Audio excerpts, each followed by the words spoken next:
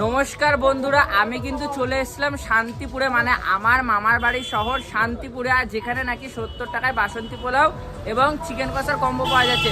কি দিদিভাই সত্যি পাওয়া যাচ্ছে? একটু দেখাও। একদম এই কিন্তু দিদিভাই খুলেছে ঢাকনা, এই দেখো পোলাও রয়েছে। আচ্ছা দিদিভাই, তোমরা কি চাল ব্যবহার করছো? গোবিন্দভোগ চালের বাসন্তী পোলাও ব্যবহার করছো? আচ্ছা আচ্ছা, অরিজিনাল বাসন্তী পোলাও কিন্তু গোবিন্দভোগ চাল দিয়ে হয়। একদম একদম। অনেকে এখন মানে 3.3 করছে, সেটা আলাদা ব্যাপার, কিন্তু গোবিন্দভোগ চালেরই পোলাওটা মেনলি হয়। আচ্ছা আচ্ছা, বাসন্তী পোলাও। আচ্ছা, আর এর সাথে কিন্তু যাচ্ছে এরকম লাল লাল ঝাল ঝাল চিকেন কষা। ও দিদিভাই, এটা সাইজ মানে কত গ্রামের থাকছে চিকেন গুলো? 40-50 গ্রামের। 40-50 গ্রামের কিন্তু চিকেন থাকছে নাকি দিদিভাই? হ্যাঁ। একদম একদম, দেখতে পাচ্ছ সব কিন্তু মানে দেখতে দারুণ লাগছে। একটু ওয়েট বেশি হয় লেগে। আচ্ছা আচ্ছা আচ্ছা। এবার দেখো দিদিভাই, মানুষ তো হাতে কাটে, কাটতে গেলে একটু কম বেশি হয়ে যায়, তাই না?